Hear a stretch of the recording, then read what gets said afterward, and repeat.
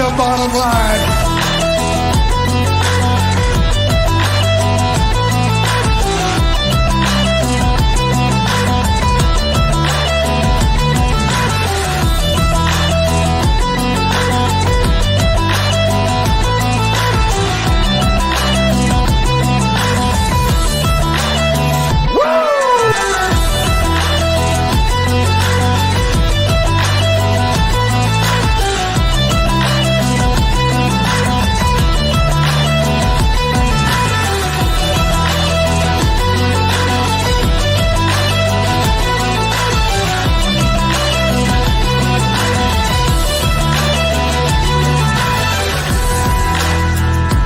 You want a war?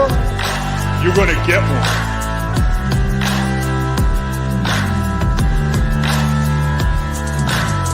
The cream rise to the top, oh yeah.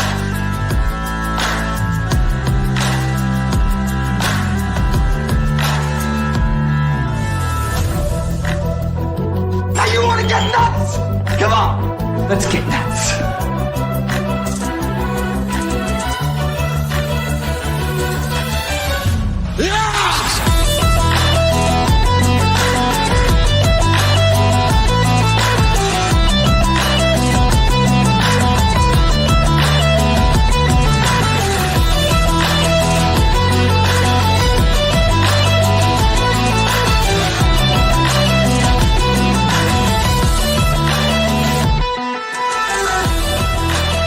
Hard work pays off. Dreams come true. Bad times don't last, but bad guys do.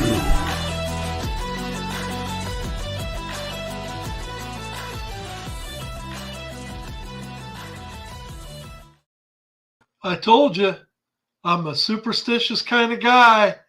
And as long as they're stringing those wins, baby, here we go.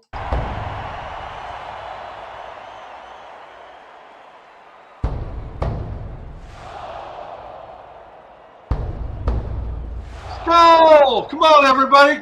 Join on in. Let's go!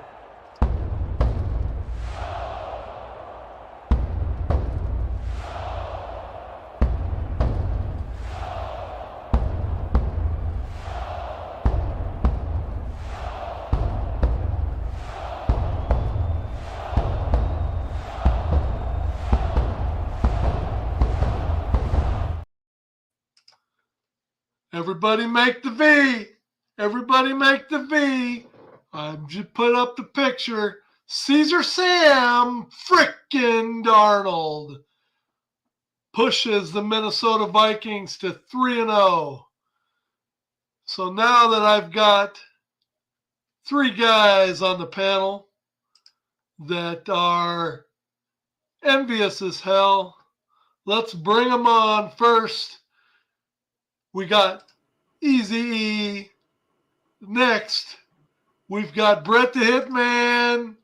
And last but not least, the guy who had a team that had such promise for the season and totally pissed it down their leg last week. Let's bring on Chad Coyle. Aussie dropkick himself. I hate to root for Green Bay this week, but I don't want to watch that again next week. I think we got to root for Green Bay. I think we got something good going. We don't want to rock the boat. I think you're surviving on fairy tears, and it's gonna crash down on your head. Listen, you're gonna have just enough wins. You don't make the playoffs, but you're out of the chance, and you don't get any decent players in the draft. Sam Darnold's going to turn into a pumpkin. Everybody on this panel knows that Sam frickin' Darnold was my nickname that I gave him, but the guy, yours truly, down below me, helped add Caesar Sam to the mix. And let's put Caesar back up there for just a little bit. Let's not. Yeah, Eric, take the wheel. Take the wheel. Yeah, no doubt. Anyway, the old man just crashed into the bus stop. Enough about those 3-0 Vikings till at least the second hour. So in the meantime, let's see what we got here. We got Brett the Hitman's going to come on. and he's going to do a little bit of NFL or no, UFL news. Let's say UFL news. And again,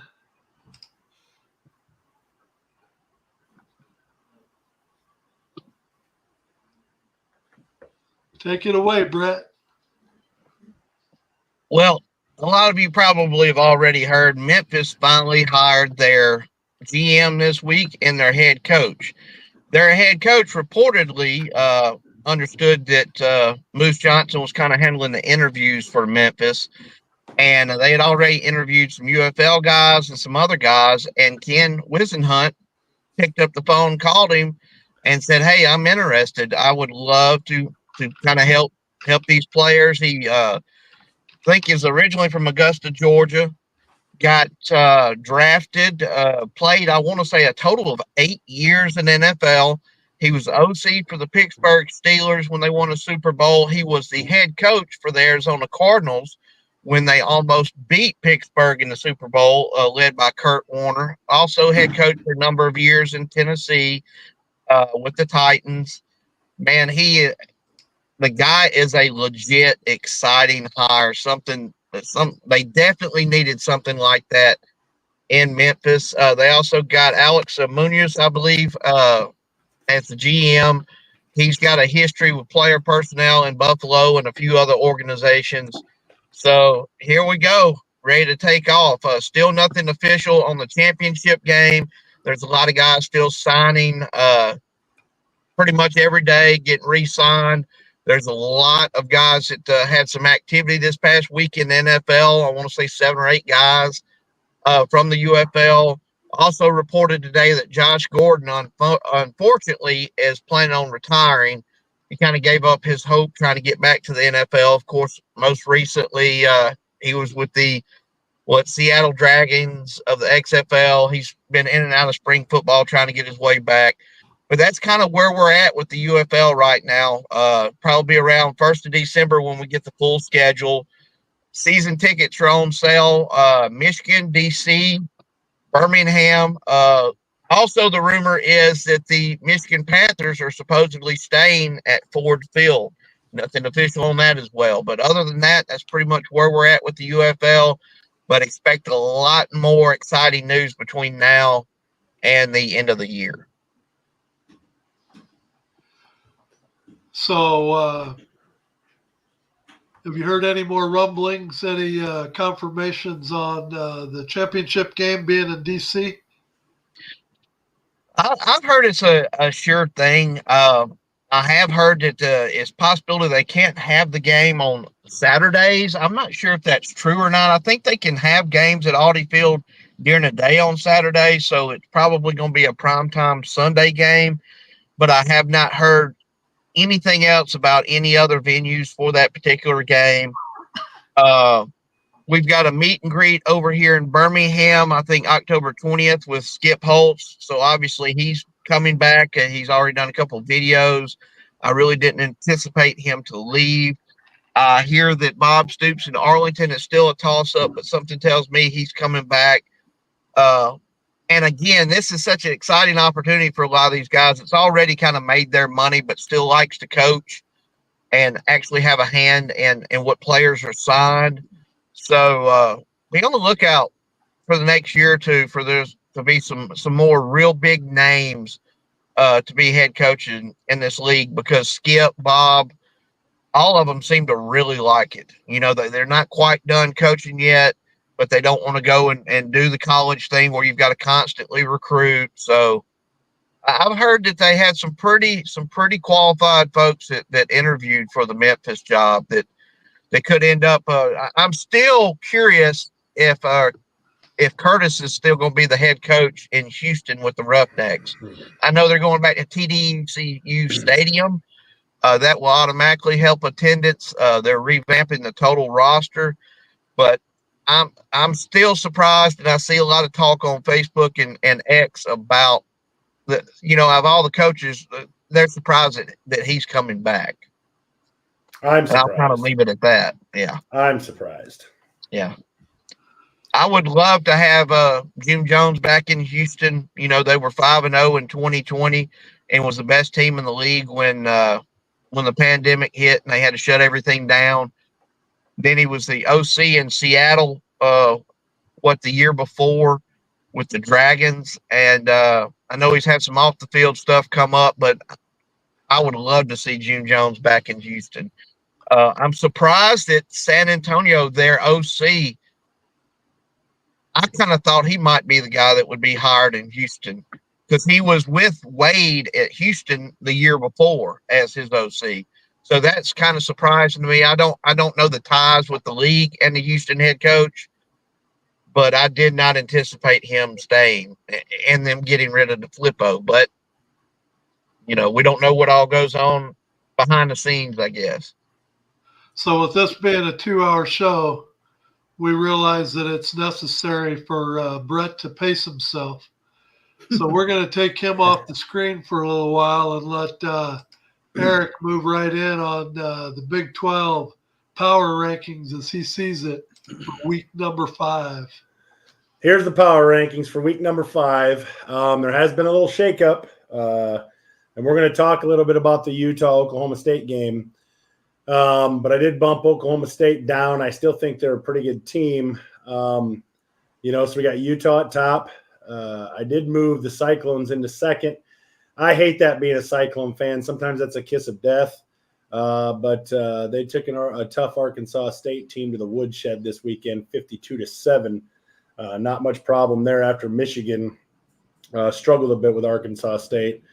Then followed by Oklahoma State, BYU. BYU's playing really good football. Kansas State, UCF is a team that's playing really good football right now. Arizona. I did put Colorado via the miracle toss in the Baylor game and then winning in overtime. I did have to put them in the top 10. I did move them to 8. Texas Tech played really well this weekend and got themselves a spot in the top 10. And then Arizona State is clinging to that 10th spot. But right now in the Big Ten, it's looking kind of like the top 6 and then the also-rans, which is very similar to other conferences. But that's kind of how it shakes out in the Big 12 for week 5. So if you can take that down, Ed, we're going to dive a little deeper into the Utah-Oklahoma State game. Who was surprised by this game? Were you surprised, Chad? Yeah. I didn't think the way the Utah backup quarterback played the week before, they stood much of a chance, but they they played a whale of a game. It was pretty impressive. They just kept on them and didn't let up. The biggest stat that jumps out to me was the amount of yards that Utah put up on the ground on Oklahoma State. And I think, going forward, either Oklahoma State's going to have to figure that out. I think they put up 250 yards on the ground. That's getting gashed. And if Oklahoma State doesn't get that figured out, it's going to be rough for them. But the fact that Utah can do that to anybody kind of takes a lot of pressure off of that true freshman quarterback that they have that's filling in for their injured starter. So, I mean, that was probably the biggest stat to me that jumped out. Some other numbers. Oklahoma State only rushed for 48 yards. I mean, I know it's Big 12. It's whatever. They like to throw the ball, but they put up about 254 total yards. Did Oklahoma State against Utah? So that was kind of surprising. I mean, and Utah, they had 3 turnovers. They threw 2 picks and they gave the ball away by fumble once. So Oklahoma State actually did win the turnover battle in that game. But I mean, at Oklahoma State, and that's what you can put up. I don't know. I might be fading on the Cowboys a little bit. We'll see how this next weekend goes. But the interesting part is, it's been said the running game is dead in football. I don't know if you've heard people say that. Oh yeah, absolutely. Okay. Did you? Well, that's when you can run the ball effectively and play defense. It doesn't matter what area you're in. It's not as exciting. It's not as sexy. But, No, but but you listen, just keep pounding that rock, and the other team just starts trying to throw it all over the place, and that it takes the air out of the ball. You know, and I'll give you an example. Time just goes away. We took, the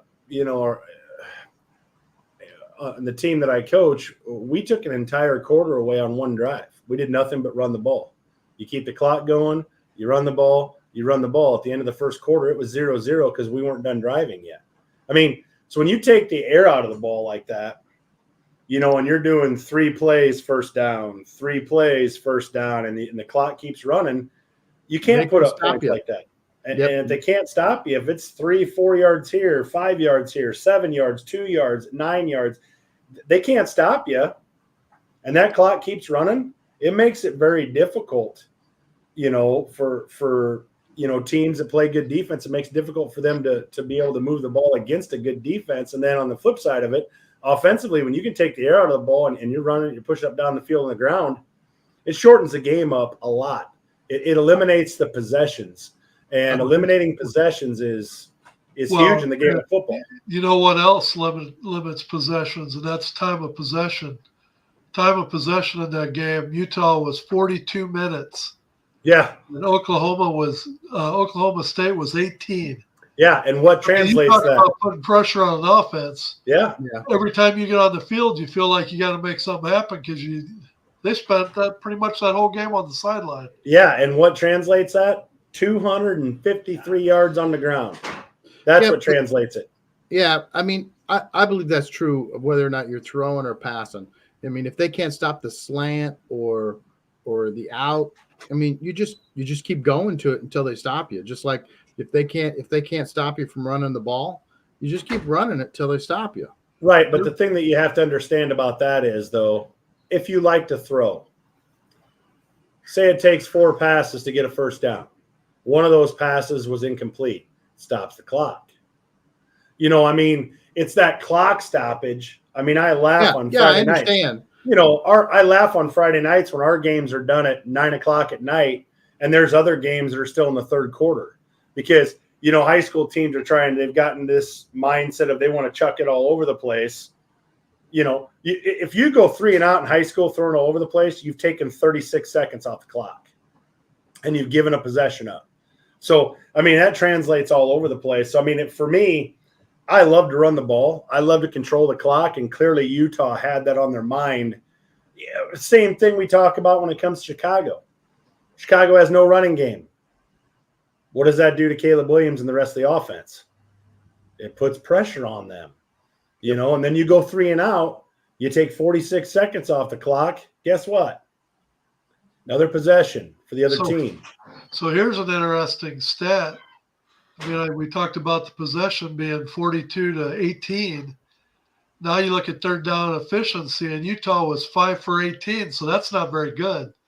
No. So just think if they were more efficient on third down, hell, Oklahoma State maybe would have had 10 minutes of time of possession. Right. I mean, it's incredible. Well, and it's different. You know, I think Utah, and I guess I didn't follow Utah a whole lot until they came into the Big 12, but, you know, maybe their philosophy was more on the ground. Maybe they, you know, than what I would say the average Big 12 team's philosophy would be. Well, that's going to be a change that either, you know, Utah is going to fail, or Big 12 teams are going to have to make an adjustment when they do play Utah. And now, with the Oklahoma State game being the way it was, other Big 12 teams are going to be seeing that. And, you know, they're going to be scheming a little bit more toward the run game against Utah, especially with that true freshman quarterback in there. They're going to be doing more scheming on that. I think Wilson, he threw for 203 yards. He had 1 touchdown, but he did throw 2 picks. So, I mean, I think, you know, teams are going to start scheming now to you know, force him to throw the ball, put up for grabs a little bit more than just allow them to run all over the place. And clearly Oklahoma State either wasn't prepared or just can't stop the run one way or the other. So, I mean, that's kind of a red flag for Oklahoma State. We'll see what they do on the way forward throughout the season. So, anything else on this game, fellas? Yeah, Ed, they were 5 for 18 on third down efficiency, but they were 4 of 5 on fourth down. So you know what that says? crazy. First and second down, they were so efficient running the ball Yep. that hell, third down they might have took a few shots, knowing on fourth down they could They could go turn get it. around and pick up Yep. a yard. Yep. Keep the Yep. drive 100%. going. Yeah, they could go get it. So, I mean, that's a recipe, you know, be good on first down. Be good on first down offensively and be good on first down defensively. If you can put teams behind the sticks, you know, you're going to be a heck of a lot better team on both sides of the ball. And, you know, that's a philosophy that, you know, no matter what level I've coached at, I've always taken that philosophy. Like, hey, we got to be good on first down. Whether it be on offense or defense, we got to be good on first down. You know, the other team goes 2nd and 8, 2nd and 9, or you go 2nd and 5. That's huge on offense. So, I mean, Well, Utah the clearly defense, did that. you know, the defense gets on their heels because they don't know what's coming. 100%. They can't focus. They can't, you know, they got to play a more bland defense to be able to cover both the run and pass instead of being able to. 2nd and 5 takes the playbook and it goes like this. Yeah. You know, 2nd and 9 takes the playbook and goes like this. Yeah. You know, I mean, so being good on first down is and when you can run the ball clearly like Utah was doing, I mean, that really takes the air out of a team. So, Well, yeah, let's turn our attention now to the Big Ten, and let's see what Chad's put together for his top 10 in the Big Ten Conference. Go ahead. So my Big Ten power rankings, I got Ohio State number 1, Oregon at 2, and these teams seem to be the cream of the crop. We'll see what everybody else is fighting for. I was really disappointed in to see USC fall like that, but helps old school Michigan come back up. Penn State at 3, Michigan at 4. Those Scarlet Knights of Rutgers, man, they just keep getting it done. And you guys are just hating every second of it, but that's just the way it goes. You can't keep Rutgers down forever, boys. You got USC, you got Illinois off a very strong performance. They weren't going to let that get away from them. You got Indiana. It pains me to have to move Iowa up to number 9, but I do. And Washington creeps back in at number 10. Way to go out completely out of your comfort zone and move them up to a whopping 9. But I mean, That took a lot. That took a lot. I think one of the games this last weekend, I think Michigan showed themselves perhaps just, you know, their strategy of winning ball games is they've just got to play defense and run the football. yeah, Because they totally controlled the clock against USC and well, Showed them some Big Ten football. Michigan was just better up front. I mean, you control the game on the ground up front and you put pressure on USC quarterback and, you know, it's game over. Yeah, you got a It was running just back absolute averaging. ground and pound. But, I mean, I think Michigan, the guy had 7 completions for 30-something yards or 7 total Yeah. passes. I mean, just Yeah. USC's just not built for Big Ten ball yet. Michigan had a total of, let's see, they had a total of 46 rushes for 290 yards. I mean, that's just pretty much, that's When just, you- you're controlling. But what's funny about that is we talked about Utah playing Oklahoma State. The time of possession was 42-18. Even with 290 yards rushing and 46 rushing attempts, Michigan and USC pretty much were 30 minutes apiece, 30-30. Really? So that's shocking. That's shocking. That It is was a surprising. great game. I mean, USC, other than stopping the run, I mean, USC threw a pick 6. I mean, it was a very good game. I thought USC was going to pull it out at the end. But going back to what Ed said about the time of possession being relatively equal, you know what that tells me? It tells me that Michigan controlled the ball and then it was a big run. Michigan controlled the ball and then it was a big run. And when USC had the ball, they were very successful passing because passing yardage, USC 283, Michigan 32. Jeepers. 32 yards for a whole game. That's wild. Unbelievable. That is Minnesota will draft him at 5 next year. And they'll put him on the shelf, and JJ should be ready in a couple years. So Yeah. He looks like he's perfect for Minnesota. Yeah. Perfect. He threw the ball 12 times a game. Jeepers, you're in. We like This guy, we like what we're He seeing can here. read a defense. Holy Man, smokes. nobody hands the ball off like that guy. Quarterback. He could take a snap under center. He went 7 for 12. 30-something yards. 12 passes the whole game. That sounds like J.J. McCarthy's whole career. Well, look at that. That, Khalil that Mullins. reminds me of Office Space, where it said that's just a straight shooter with upper management written all over him. Yep. Yep. Well, the Khalil Mullings, 17 carries, 159 yards, 9.4 yards a carry. That means he had about three 40-plus yard breakers in there too, probably. Yeah, he did. I got to believe, watching the Illinois-Nebraska game, I got to say I was pleasantly surprised that Illinois was able to win that game, but I think this week Illinois is going to find out. I guess we'll find out if Illinois is for real, because I always look at Penn State as being the bottom of that top tier. And so now Illinois is going to play one of the big boys in Happy Valley. Let's see if they can hold up. You guys all thought I was full of crap last week, and I'm telling Well, you, I don't think you put a lot of thought into that pick.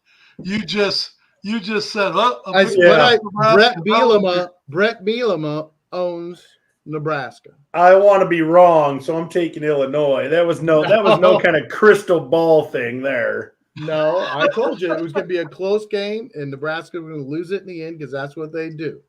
And Brett Bielema is a hell of a coach. Yeah, We'll see. okay. I mean, I'll give you your flowers for the Illinois pick, blah blah blah. But I'm not buying it. That's okay. Nebraska just kind of went full Nebraska. They did. It was like, man, they look so good. It's like, oh, hey, let's be Nebraska the last 5 years in this last 5 or 6 minutes of the game. I told Chad halfway through the third quarter I had a really bad feeling, but I wasn't going to say nothing because I was pulling for him, and it turned out exactly what he said was going to happen. I mean, this year's been kind of interesting as it pertains to Ohio State. It's really no shocker that they're number one. I mean, they're pretty much number one in the Big Ten every year. But this year is the first time they've been able to be number one in the conference, but kind of fly below the radar. They don't have any quality. They don't have to. They've been able. They haven't played their best football, but they really haven't had to play their best football. No. They can use this time to get their problems worked out before their schedule really hits the meat. But how much have you really heard about Ohio State so far this year? Well, are you Not kidding a me? lot. The power that they beat Akron, Western Michigan. When you play a directional school, you are in for it. And Marshall. Jesus. I mean, I can't. I mean, I thought they'd be lucky to come out of there with one win. That'd be fun. You said that all with a straight face too. That is impressive. Yeah. They're getting fat on cupcakes, that's for sure. Yeah. Hey, everybody. Russ is in the house. Russell is in the house. Russell's in the house. I saw Rig is here. Russell's here. Yeah, Marty, we got Mike and Marty back in. Mike and Marty. Got Mike talked about running the wing tee and the veer in high school and in college. Those types of things, you see them every once in a while. You'll get an old school coach, Mike, and they live and die by the wing tee. Those types of Who lives offenses. and dies by it in the UFL, right? Who? Oh, Skip Holtz. Oh, yeah. He runs that. You get inside the 5 and you don't get it on first down, he brings in, and we'll be in the stands calling for the wing. We'll be yelling, wing tee, and then there they go, and everybody starts cheering, before they even run the play. offenses like the double wing that are just 100% geared for running. Overload the point of attack and let's go. You know, Grown man football. Yeah. So we're going to find one last item before we move on from the Big Ten. You know, Chad's been pretty high on Rutgers this year. Rutgers gets their first test this week, playing the big name school from Washington. You know, we'll see if Rutgers can hold up when one of the big boy, at least in reputation wise anyway, comes into the house. We'll see how they hang. Watch out for the Scarlet Knights. Oh man. Okay. All right. Moving on. We keep saying that every week, and every week they keep winning. We haven't Moving played on anybody. to Brett's SEC talk. See, we know that when we get to the SEC that Gotta have a half hour left or something. Brett's gotta have a half hour. That's why we gotta let him take a little siesta at the beginning of the show, just so he can get through it. So, Brett, here's your SEC ranking. Yep. I have a feeling, looking at your rankings this week, you may have some of your brotherhood that's not going to be real happy with you. Well, I'm used to that. You know, I'm on everybody's top 10 list, you know. Uh-huh. Longhorns, you know, they're taking care of business, but they've been very fortunate and blessed with their schedule early on in the year, which a lot of people in my SEC group are kind of picking at them over, like, how did you guys come in the SEC the first year and get this schedule? You know, but it's going to get tougher as they go along. Tennessee went to Norman, and really, I thought Oklahoma did a really good job on the defensive side of the ball, keeping their team in it as long as they did. Again, you've got a team just going to a big conference like USC going to the Big Ten, and they wasn't built for the physicality. Same thing with Oklahoma. Tennessee dominated both lines of scrimmage. Just grown man Oklahoma. And I tell you what, they've got a good defense, and they're well coached. I mean, you know, they're flipping and flopping quarterbacks during the game. I think they're giving the other kid, Hutchins or whatever, the start this week. Oklahoma going to be all right. They've got tons of history, national championships, Heisman winners. This is going to take them a couple years to beef up those fronts and get the personnel they need to compete in the SEC. And Tennessee's definitely a top 5, top 6 team in the country, and it was a good measuring stick for Oklahoma. They've got some problems on the offensive side of the ball. In Tennessee, you know, Bama goes there pretty soon. They play Ole Miss. But right now, to me, Tennessee's the second best team in the conference. Georgia, you know, they struggled with Kentucky the week before. They got home, licked their wounds. They had an off week. They're headed into Tuscaloosa Saturday to play Bama. Bama has beat Georgia 8 out of the last 9 contests. Saban, I believe, was 5-1 against Kirby. I think this might be the first game where we really, really miss Nick here in Tuscaloosa. Kirby is a clone of Nick. I mean, he's the verbiage, how he handles himself on, off the field, in the locker room, practice field, the whole process. Georgia's got as much talent, if not more, than anyone in the country. They're going to be fine. Ole Miss, number 4, they've been very fortunate with their early on schedule. They've taken care of business. They've done what they've had to do. Lane, again, has improved his defense with some of his portal signings he did in the offseason. They've got a little bit of defense to go with his wide-open offense. They've had a great season. Bama at 5. Bama's Bama. You know, they when they got their 2 tackles back against Wisconsin, you could kind of see that, hey, you know, that was obviously what we were missing in the South Florida game. It's going to be a very interesting game Saturday night here. President Trump's going to be here, a lot of other celebrities. It's a primetime game. No telling what the viewership will be. Missouri at 6. Missouri is still undefeated. But, and, you know, I was high on Missouri before the season started. But, fellas, this doesn't look to me like the Missouri of last year. I know a lot of teams like Missouri. I mean, it's common to play down to their opponents, but they've struggled the last 2 weeks at home against Boston College and Vanderbilt. They pulled out that game in the last second against Vanderbilt. What I can't it was in overtime, wasn't it? Well, 2 overtimes. What I don't understand about that game is Missouri outgained them by 120 yards. Missouri had no turnovers. They beat them in time of possession by over 7 minutes. I mean, you look at the stats, and it looks like Missouri had the advantage the whole time. I mean, I'm trying to figure out how in the hell Vanderbilt stayed in that ball game. Yeah. Look, Vanderbilt was 2-0. They had a big win their second game. They laid an absolute egg in Atlanta at old Turner Field against Georgia Southern, and then they go to Columbia and almost beat Missouri. Vanderbilt's not a bad team. They're not the Vanderbilt that we typically see win 1-2 games a year. They're going to hang in there with a lot of teams this season. They're gritty. They're not the Rutgers of the Big Ten. Is that what you're saying? Well, I didn't say that either. Now, number 7, LSU. They've got the talent. You know, they lost the one nail biter to USC. Their defense still looks rough, and they just lost Harold Perkins, their sack guy, for the season. He's gone. I think it was Achilles, and that's.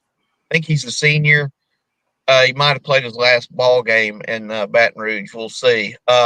You could have rotated Texas A&M, Arkansas, and South Carolina however you wanted to. You know, South Carolina was a couple bad calls and a comeback from being undefeated right now, but LSU pulled that game out, them on the road. Texas A&M has righted the ship since the Notre Dame game. So, I mean, you could have definitely had Arkansas at 7, Texas A&M at 8, LSU. You really could have flipped those 3 easily. So I know a lot of people are going to question that. You know, A&M, in my eyes, Arkansas did everything in their being to try to blow the Oklahoma State game in Stillwater, and they accomplished that. But again, these teams, I feel like 6 or 7, 8, and 9 are so close. It's going to work its way out at the end of the season. And again, the Gamecocks, you know, impressive for them to come back, you know, after the LSU game. So that's my top 10. So have you heard anything about the when the hurricane's supposed to hit? Because it's supposed to. I mean, Alabama's going to be hit pretty hard, and Alabama's got that game with Georgia's at home, right?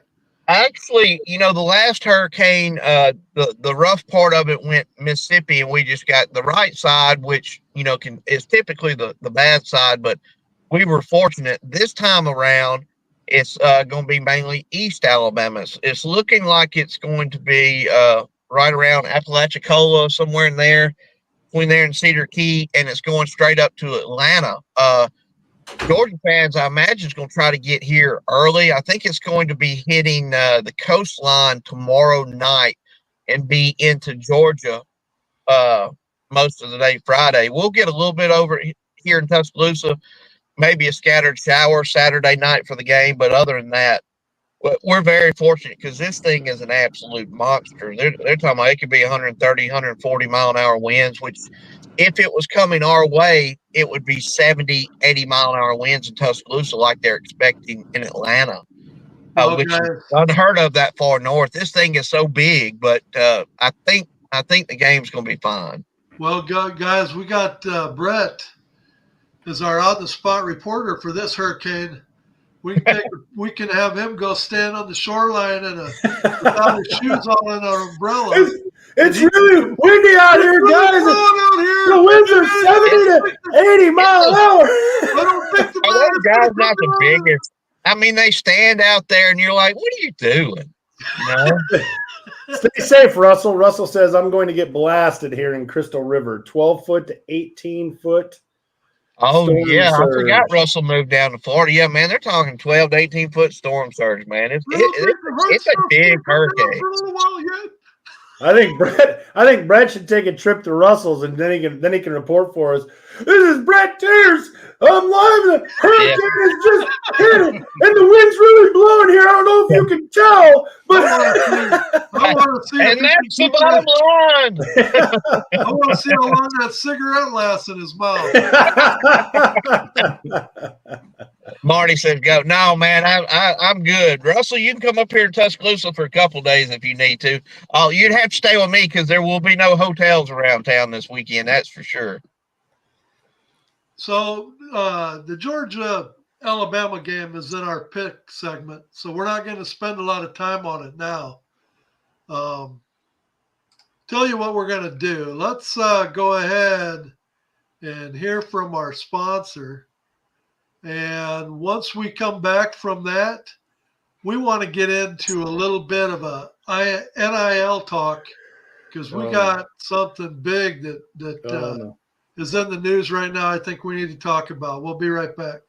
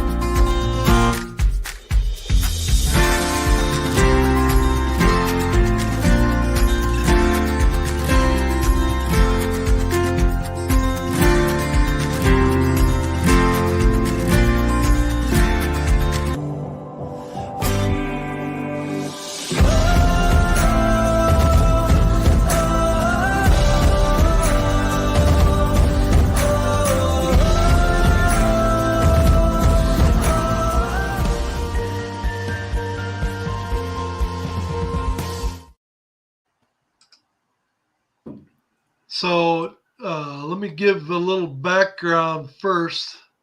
If I can get this, Eric, you take that UNLV. Yep. Or let's take the top 10 off of there. Yep, got it. Okay. Just a little background before we get into this conversation. Matt Sluka was a 3-year starter for Holy Cross. And he says, now there was never a formal written contract between him and UNLV, but he says he was told that he was going to make $100,000 as quarterback for UNLV. The coaching staff from Holy Cross had moved on to another team, and so he decided that he was going to go ahead and go to UNLV for his last season. And through week 3, UNLV was 3-0. Now, Matt Sluka, I mean, he's had a lot of success as a quarterback. He was, like I said, 3-year starter for Holy Cross. He was let me get my old man glasses on. He was 2023 Patriot League Offensive Player of the Year, 2-time finalist for the Walter Payton Award, which is the top player award in the FCS. He had, with Holy Cross, he threw for 1,728 yards, rushed for another over 1,200 yards, had 29 touchdowns. After 3 games with UNLV, he had thrown for 318 yards, rushed for another 253, had 7 touchdowns and only 1 turnover. And a lot of analysts was saying that UNLV had a chance to possibly qualify for the 12-man playoff or the 12-team playoff. Well, come to find out after game 3 that he went to the head coach and he had only collected $3,000 out of the $100,000 that he said he was promised.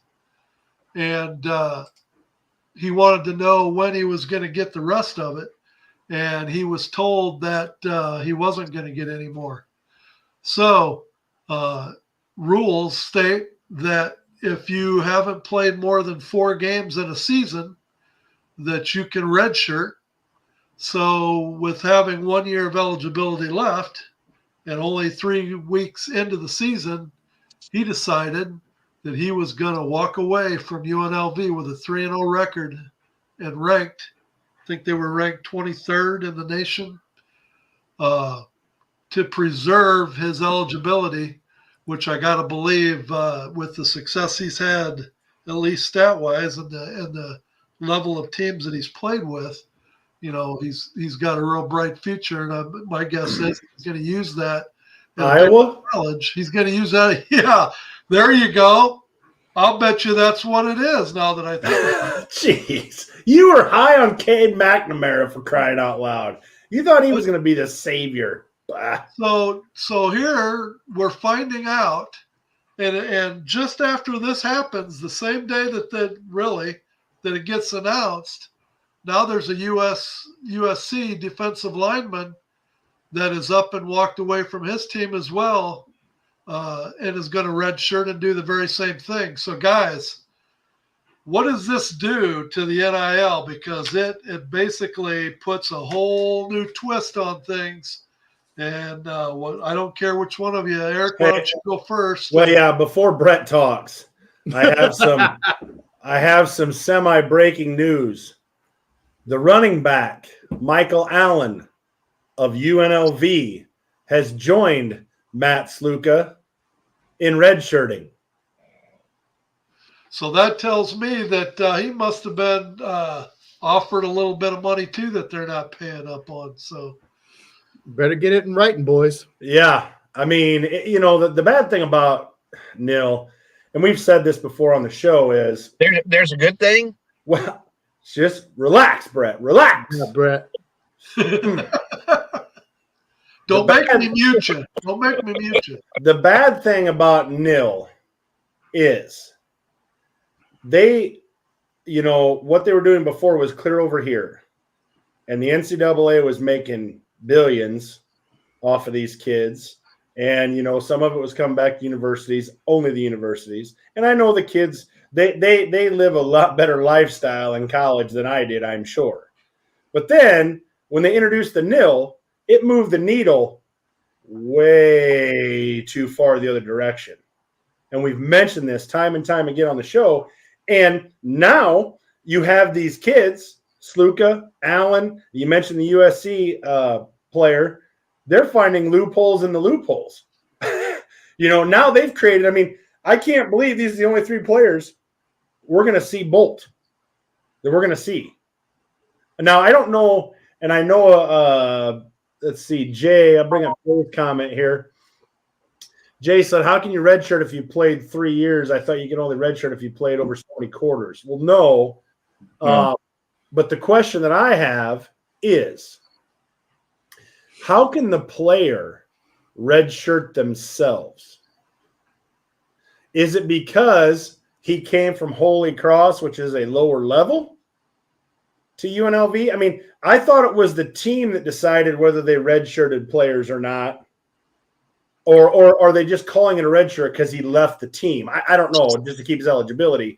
But I thought when it came to redshirt, and I know they used redshirt in the article that I read about this, is the team's redshirt based on trying to give them an extra eligibility. How does a player come out and say, I'm going to redshirt myself this year, and unless it was just the terminology that they used, it was a wrong terminology to use. But that was my only question: is how can you redshirt yourself? That must have been a rule that they relaxed or drew back once they started this whole NIL thing. And I think it's a terminology thing. I don't think he meant redshirt in that sense.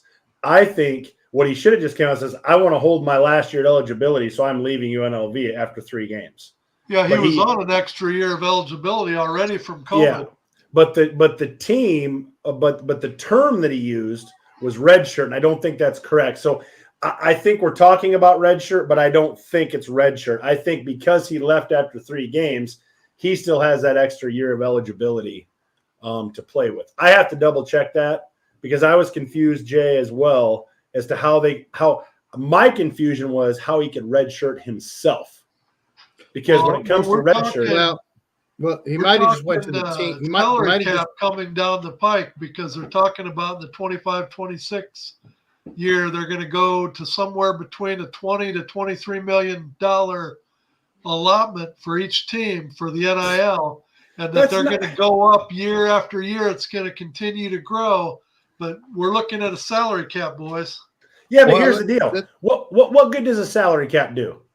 What good does it do? Look. The problem with this is, and Saban and a lot of other coaches have said there's no regulation to it. It's went, like Eric said, from over here to where you get a stipend, you get books, you get free housing, free education. Of course, none of that was good enough. To over here to where literally, like Nick said, when at the end of our season we had damn Texas and Ohio State coaches camped out here in Tuscaloosa, and then all of a sudden Caleb Downs ends up at Ohio State. All of a sudden Isaiah Bond ends up in Texas, and you're not supposed to be able to do that. You're supposed to have to wait until the guy actually enters his name into the portal for anyone. Well, that ain't happening. All these guys are getting texts. They're getting phone calls from different agents for these different schools. Just like rumor is Ohio State's got a $20 million payroll this year. And I know for a fact what transpired with Texas and Isaiah Bond. And if they are going to put some rules in place like that, they've got to enforce them. They're not enforcing them. We were accused, Bowling Green accused us of pilfering their kicker, their place kicker. Well, if everybody else is pilfering Alabama and all these other schools, well, hell, what are we doing any different than anyone else? But Brett, these schools were not even in the portal when we heard where they were going. But Brett, I agree with you, but I also disagree with you when you compare Bowling Green to Alabama. But listen, Alabama's second level gets pilfered because they don't want to sit behind the first team. Bowling Green. Isaiah Bond was a starting wide receiver for us. Caleb Downs was freshman of the year on defense. And they were pilfered by Ohio State and Texas, which gave them, I think one got $1.5 million, another. I mean, it's going to happen. And if they really want to play that game and not do a salary cap, like Ed said, I got news for everybody. Ain't nobody got Texas money.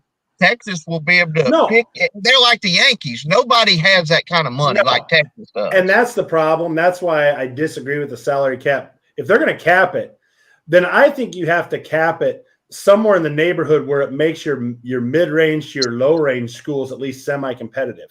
I agree. I agree. Honest to God, what the hell does a $23 to $25 million salary cap change for Iowa State?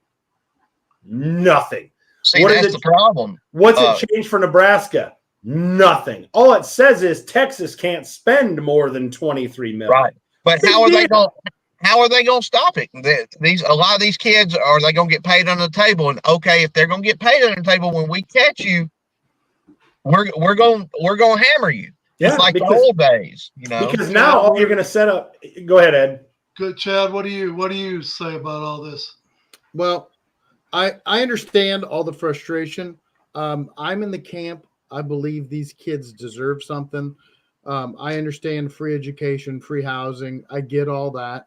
But there are also a lot of these kids will never play football again after this. So they get a little seed money to start their life out when they enter the real world. However, I do absolutely agree with you that there needs to be some sort of regulation in the Wild West has been mentioned many times on this show, and it's very apt because there's no rules or seemingly no rules. And if there are, nobody's following the damn thing. So what's the point? That's what I keep saying it over and over and again. And I'm sorry that I keep saying this. The NCAA is corrupt and useless and will go away. And the SEC and Big Ten will get together and they will form their own organization. They will have a commissioner. They will put rules in place and they will monitor them and hold people accountable. So that is what is going to happen. So because the NCAA is screwing this up like nothing they've ever done before. So Chad, what do you say to Jay when Jay says quit paying these SOBs? Like Brett said, they get a free education and housing. Okay. Well, the kid has to get a knee replation at can I 27. Kid's got it. Can I respond to that? CET when he's by the time he's 40, he can't spell his own name. before Brett talks, I used to 100% agree with Jay. You know what? You get an education. I had large debt when I came out of college. $200,000 is the going rate at Alabama now. Right. So right. you get all those things. I get it. I And used then to think become that. an Iowa State alumni and started giving away free seed corn. Yeah. Then all hell broke loose after Yeah. that. But so I used to be in that camp, but my thought is this, Jay. There's got to be a middle of the road, because there's that offensive tackle who doesn't go to the NFL. Maybe his quarterback is going to the NFL, but he's not. He's going to experience some of the same problems. I think Debbie mentioned it maybe, that, what if they get hurt? What if they get, so when you have those situations, and then you see the NCAA making billions in the universities, coaches. The coaches, Matt Campbell makes $4.5 million a year. And the coaches can sit there and go, oh, I had a good season. So I'm at Iowa State, and USC wants me to come and go there. And I've came around. A year. Yeah, I've came around to more along the lines of what you guys are talking about. But, my idea to me made a little bit of sense is, these stipends they gave these boys were, I don't know if it's 300 a week, whatever. It's the same thing it's been for 30 years. It should have been doubled, tripled, probably quadrupled, considering the cost of what everything is now. I didn't have a problem with everyone getting $1,000 or $1,500 a week. When you're in college and everything else is paid for, including that, I get it. I'm not that guy that I was maybe 5 years ago where say they don't deserve nothing, because I get that these guys are so big and strong now, and the injuries are so bad if they do get hurt that it's something they have to live with for the rest of their life. So I get it. But the problem is, again, just like Eric said, we were way over here. Now we're way over here. We went from one extreme to another. I would have been perfectly happy with them quadrupling what they got every week. Because let's face it, these football programs pay for all these other athletic programs. There's very few colleges where their basketball teams are profitable. Kentucky and Duke and North Carolina. Iowa State. Right. Where like Alabama's football program, well, we pay for baseball. We pay for softball. We pay for, gymnastics, although we average 10 to 15,000 at Coleman for every gymnastics meet. We pay, football pays, and I get that, and the seriousness of injuries that these guys have to. So something did have to be done, but if the NCAA wouldn't have been, I hate to use the term, such Nazis about this all along, we wouldn't be in the position we're in now. If the NCAA hadn't been so greedy and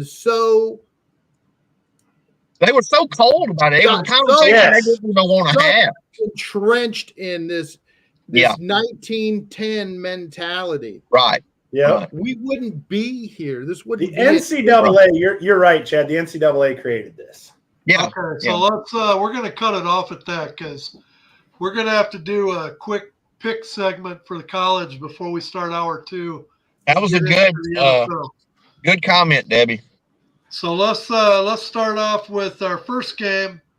This one, just to let you know before we start, we got Chad leading the group. Now remember, we pick games that are as close to hold on. Do we really we pick games that are as close to pick them as you can get. So having said that, when you look at our records, the fact that they are, we're not picking games where teams are favored by 30 or 40. We're picking games where the line is really close. So after week 4, Chad's leading everyone at 24-13. I'm at 23-14. Eric is at 20-17, and then there's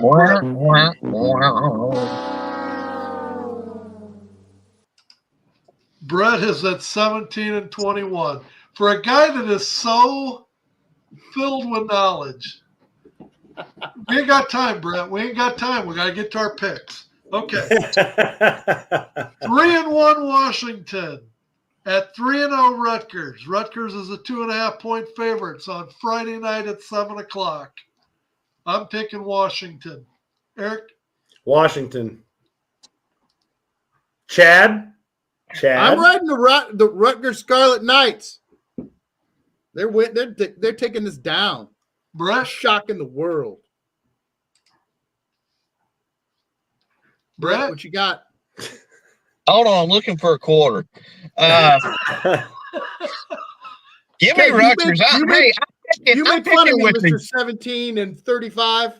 Hey, I'm Okay, picking with the top dog. I'm picking with the top dog. I'm going with All right, Rutgers. we got number 15 Louisville at 3-0 at number 16 Notre Dame, who's 3-1. Notre Dame 4.5-point favorites. Saturday at 2:30 on Peacock. I am taking Notre Dame. Notre Dame's defense is 16th. Louisville's is 22nd. Notre Dame's schedule's been a little bit tougher than Louisville's. What scares me is Louisville's offense is 14th and Notre Dame's is 55th. But I'll take defense over offense any day. I'll take Notre Dame. Yeah, I'm gonna take Notre Dame and touchdown Jesus looking over the field. That's got to be an intimidating place to go and try and roll into and play. I'll take Brett? Notre Dame. Dun, dun, dun, dun, dun, dun, dun. I'm going with the Irish. Okay, we got number 21 Oklahoma, 3-1 on the season, going to Auburn, who's 2-2. Oklahoma is a 2.5-point favorite. Saturday at 2:40. Auburn totally screwed me against Arkansas. They snatched defeat from the jaws of victory time and time again. I will not ever pick Auburn again unless they were playing like Holy Cross. So I'm going to take Oklahoma. Yeah, Jay, they can beat Oklahoma, but they'll throw 3 picks or something stupid like that. And I mean, that game, I think there was a pick, and the very next play, there was another pick. Like, ugh. I think there were 3 in a row one time. 3, almost 3. Madonna takes Oklahoma. Henry takes Oklahoma. What do you got, Chad? Give me the Boomer Sooners. I don't like picking that, but I don't either, but I'm taking Auburn. They burned Auburn me doesn't last give week. me a choice here. Henry takes Oklahoma. What do you got, Brett? I'm trying to picking the same. lay as all you these guys. off This to the is side to help you out. So, what's your consensus? Hugh Freeze in his radio show this week said if they played Arkansas 9 more times, they would have beat them all 9 times. It's not a good look. You know, it's a very controversial hire, which Auburn was all on it to begin with. There's a lot of heat going on down there in Auburn. Oklahoma's got as big a problem with quarterback as Auburn does, but it's in Auburn. I'm going with the Tigers. Oh, okay. We need to go just a little bit faster than that, but let's go on to the next one. Number 2, Georgia, the game of the week. Number 2, Georgia, 3-0. At number 4, Alabama, who's also 3-0. Georgia is penciled in as a 2.5-point favorite. Brett, who you got? Saturday night, prime time game.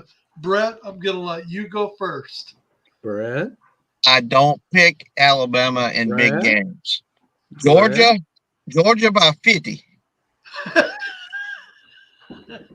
Everybody that knows me on Facebook, that I see it now, people comment, say, this team by 50, that team by 50. I said, you realize my old ass started that a decade ago, right? All right, Ed and Eric, you're trying to mock him for the next 5 minutes.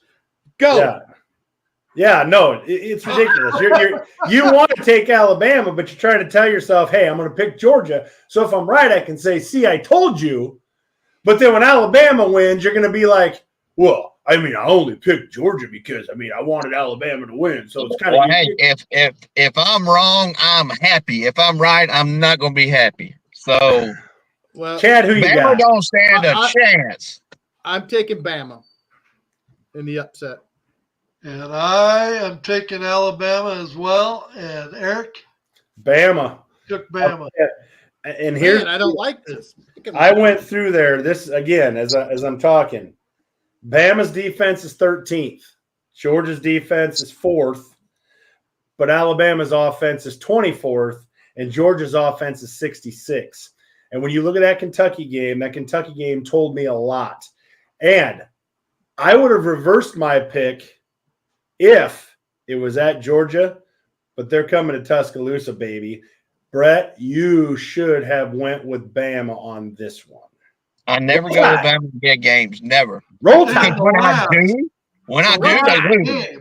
I Look at don't the care. week. Roll In Tide. college. Number 19, Illinois has to put their big boy pants on to play the upper tier of the Big Ten. They're 4-0. They're at number 9, Penn State, who's 3-0. Penn State Beaver is an Stadium. 18-point favorite. Another primetime game, Saturday night at 6:30.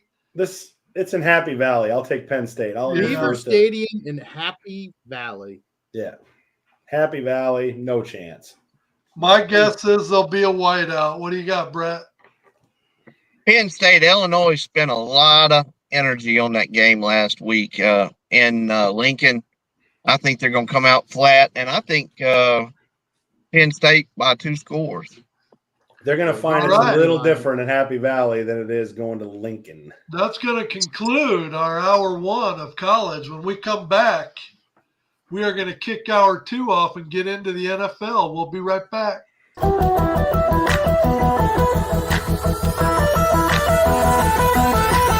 And that's the bottom line.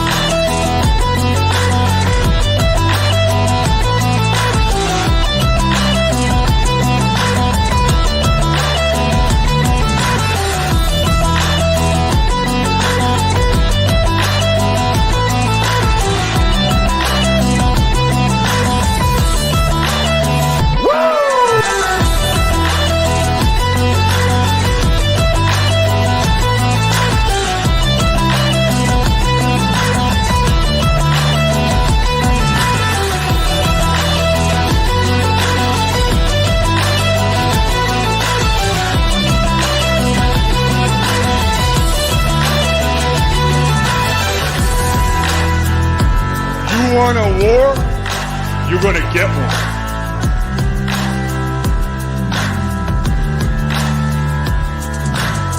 The cream rise to the top. Oh yeah.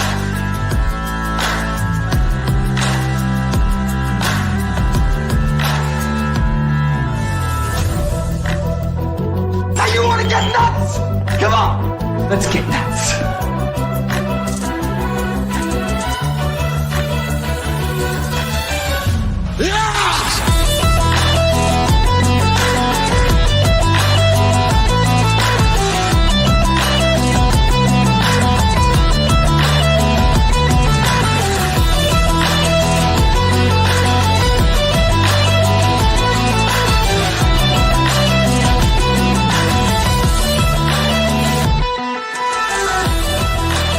Hard work pays off. Dreams come true. Bad times don't last, but bad guys do. 80, what you gonna do today? I got my A game. You got your A game? Hey, gang. He got his A game. All right. We're going to hit one subject right off the bat because I am at a loss. Hassan Reddick, what are you doing? He just hit $8.3 million in fines. So the team can, they got to pay him 8.4 just so he can pocket a whole $100,000. So you guys help me understand this. Chad, I'll let you go first. How the hell? What is he thinking? Well, both sides are idiots. So, as it's been covered before, the Jets traded for him knowing he wanted a new contract and then refused to give him a new contract. Which is pretty stupid. Jets. What's the point of trading for him? I mean, that's so stupid. That's a Jerry Jones move. So, but Hassan Reddick eventually, he just needs to report. Just walk in and say, I'm here. I'm not doing anything till you give me a new contract, but you can't find me because I'm here. Yeah. He didn't show up. Get your fob in the front door, and walk in and just say, I'm here. What are you going to do? Give me a new contract, or I'm just going to be sitting here doing nothing. That's my thought on it. I wonder if he doesn't have any personal issues that we really haven't dug into. And there's got to be something, man. That is a lot of money. And is he in game shape if they pick him up, if they pick up the phone and call him tomorrow, the GM says, hey, let's come in and talk. He hasn't had any practice. Has he had any weight training? Has he been doing anything? There's got to be something personally going on with this guy. I understand a man's got to stand up for himself, and that's what he wanted. There again, that's a lot of money, man, and this is your career, and you're not getting any younger. I just wonder if there's not something else there. Well, I think he's got some really bad people around him giving him advice. Because if nothing else, as a father, I would walk up to my son and I'd smack him upside the head and I'd say, "Get your ass to work. Yeah, don't do anything, but get your ass to work, you idiot." Yeah. And I'd grab him by the ear and drag him to the car and make him go to work. Say, if you don't want the money, son, I'll take it. Yeah. But get there. You are never going to make this money back. This is $8.3 million that he will never get back. And that's probably 4.5 net. I remember when we talked about this earlier, I think he was somewhere maybe around 2.4 or something like that. Well, and Ed had made the comment, well, they'll just work that in the contract, whatever, thinking that he would get signed in the coming days. 8.3, you can't work 8.3 into a contract now. No. That's here's the other thing. Impossible. Here's the other thing. Ed, you're the big money man. So he doesn't collect this, so he's not to get taxed on this, right? Right. Okay. Because if he was, the way the IRS is, right, they might still try and collect it from him, even though he didn't get it. Anyway, they're required to work that fine into they got to satisfy that fine before they can enter into any kind of contract. So it's going to be. Really? They have to. That has to be satisfied. They have to address the fine before they can do a contract. See, even if he goes to another team next season? It has to be addressed. Oh. Just proves how stupid the Jets are too. So let's move on. Let's get into my NFL power rankings for week number 4. And I know that everybody wants to know, how superstitious of a guy I am. But number 1, I got Kansas City. They're 3-0. Is Kansas City playing better football than Buffalo? No, they're not. They're definitely not. But Kansas City has the recipe for winning ball games. And it doesn't matter what kind of game you throw at them, they seem to find a way to win. So, number 2, I got Buffalo. They're in for a big test this week because they got a desperate Baltimore team who, just as they couldn't afford to go 0-3, they really can't afford to go 1-3 either. So, got them at number 2. Technically, if you're just a stats guy, you could easily say Minnesota should be coming in at number 3 because Detroit and Philadelphia have a loss. But, as much as I've been impressed with Minnesota's offense, and their defense, Minnesota's defense number 2 in the NFL right now, I still have the Sam frickin' Darnold. You still got to believe that shoe can drop at any minute because he's got, can't get rid of a history. But I think everybody would agree that he's playing with the caliber of offense that he's never had the opportunity to play with in his career. So, Fairy against dust Buffalo. and lumpkins. Number 4, Philadelphia. I really had an issue with this one. I thought about this long and hard. Philadelphia, to me, is just not playing that good of football, but they've got all the talent on that roster that they need to be there at the end. Number 5, I got Minnesota. They have a tough test going into Lambeau Field this week. I don't know if Luck is back or not. We will see. I think I'm calling that officially the Aaron Jones revenge game.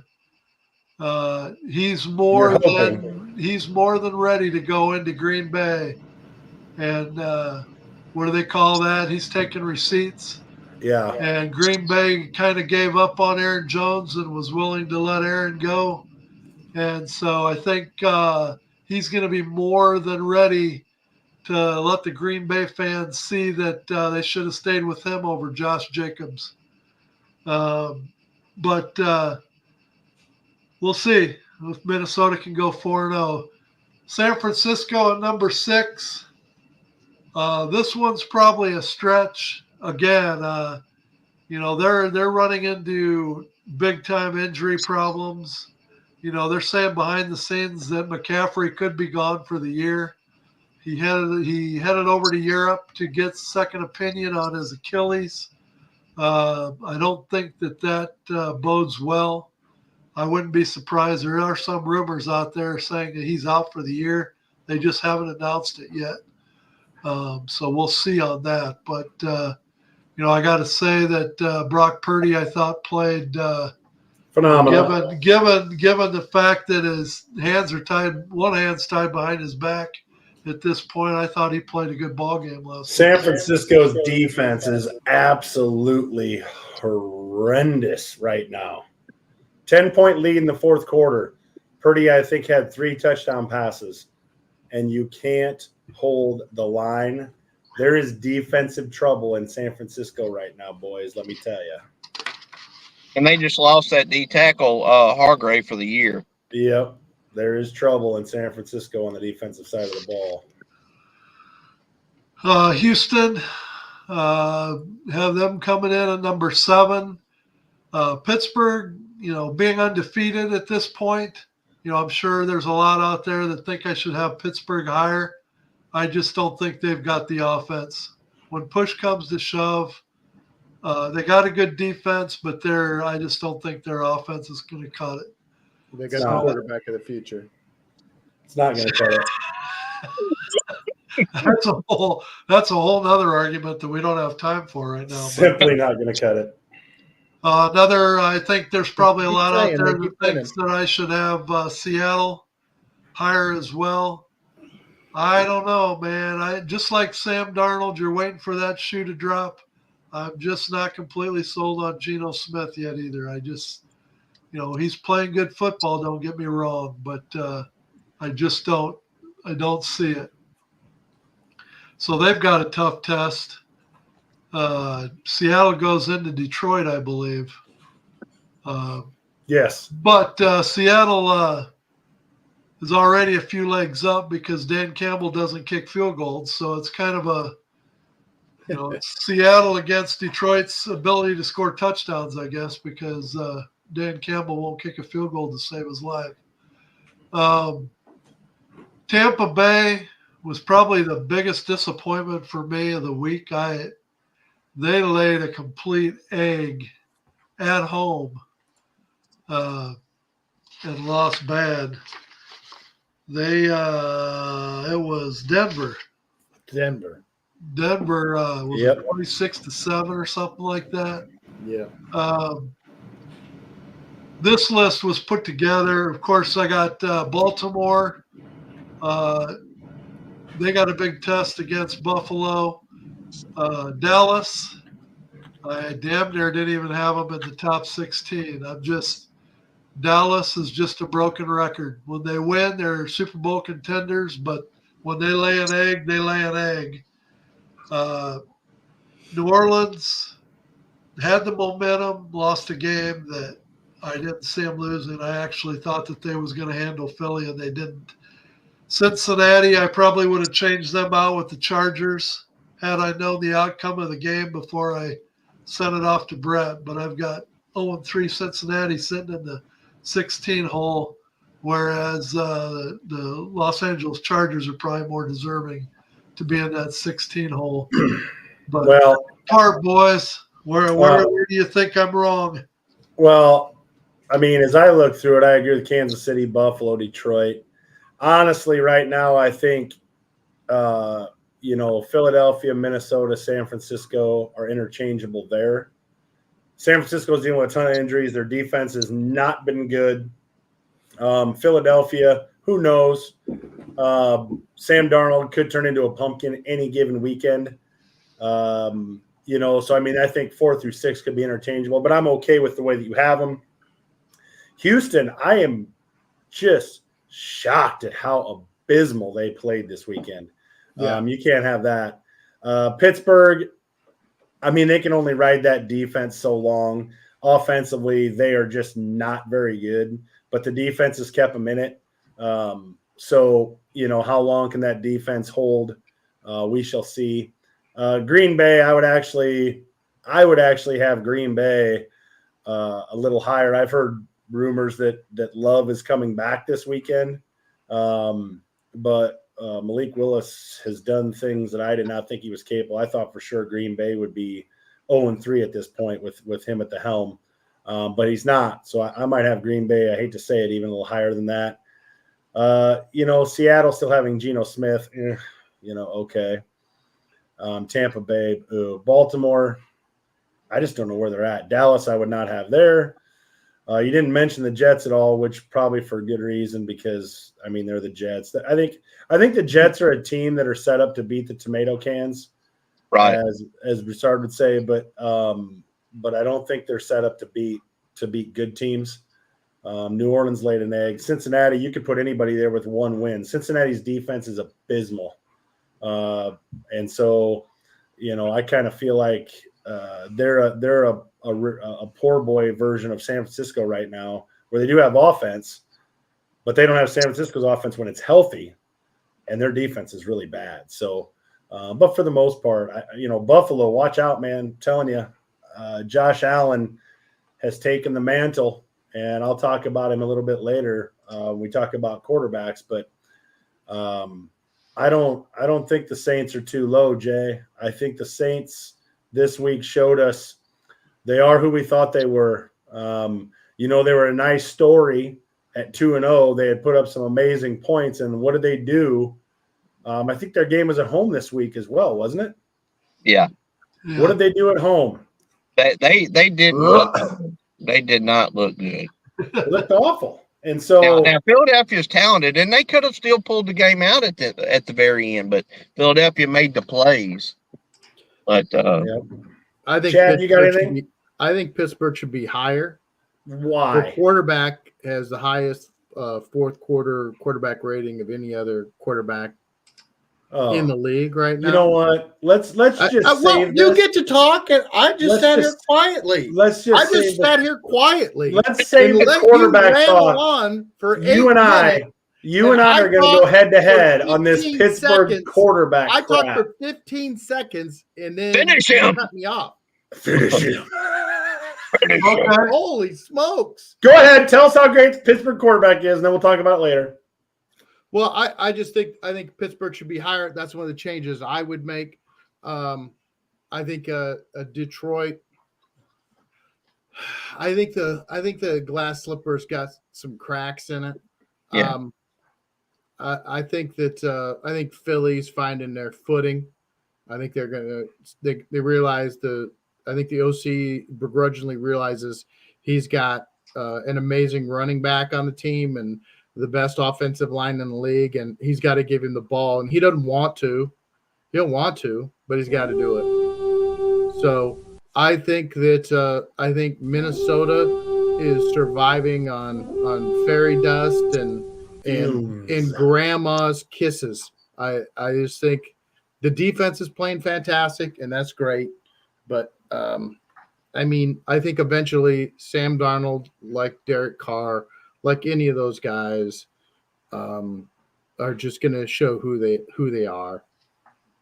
So You got to admit, though, Minnesota beat San Francisco and they drug Houston. I mean, they've got some quality wins. Yes, they do. You're absolutely right. Not taking anything away. This is just my opinion, and I could be totally wrong.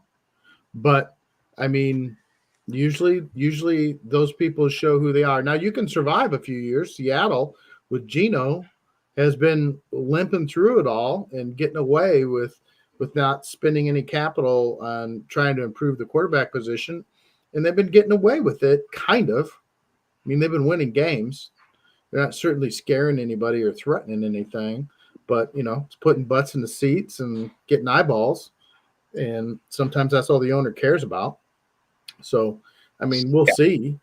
Guys, y'all realize they don't have somebody legit like Justin Fields. Yeah, well, I'm looking at three teams on this list. Cuz damn Mike. Look at this, fellas. I mean, before the season started, like right now, if the playoffs started today, and I know we've only played 3 weeks, Baltimore, Dallas, and Cincinnati would not be in the playoffs. Who would have predicted that? Right. I mean, Well, Baltimore. I thought Baltimore. So having said that, Brett, let's talk about what teams were buying and what teams were selling after 3 weeks. Well, let's get that off there. Okay, here you go.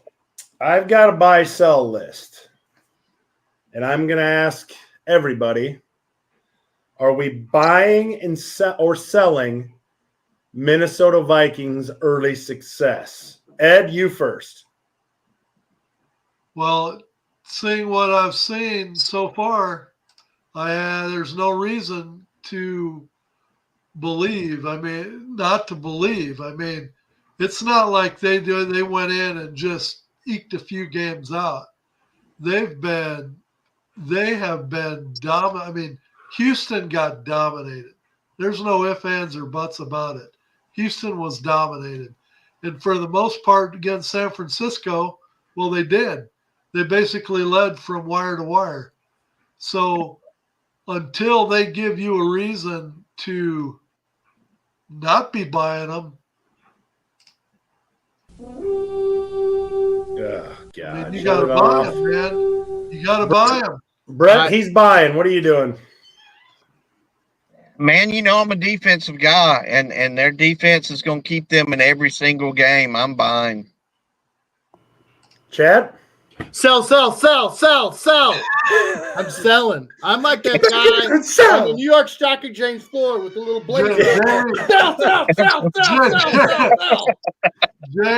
Jay is the voice of reason. He says he's buying.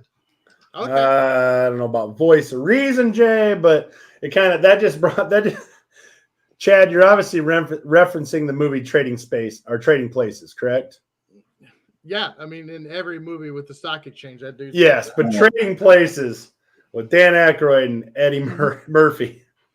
Sell. Oh, man, that was a classic. Classic movie. That was the commodities exchange in Chicago, and yes, whatever. But so I am going. I have to sell because Sam Darnold he's going to turn into a pumpkin. I'm telling you right now. The defense. There's going to be games where the defense just can't carry that team. Okay, they go into Lambeau Field, and they get another win. And let's say Darnold has a so-so game, and Minnesota's defense rules the day, and they come out of Lambeau with a victory. Are you still saying the same thing? What I'm saying is they had a really good first quarter of the 4-quarter season, but there's a long way to go.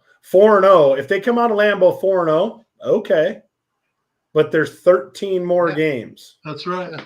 So, if you're looking at it that way, then they go 7-6 the rest of the way out. They just got to be a 500 team, and they're going to have 11 wins. Okay. So, You know what they say about a long 17-game season? All you want to do the first half of the season is bank those wins, baby. Because they could also go 0-4 in the second quarter.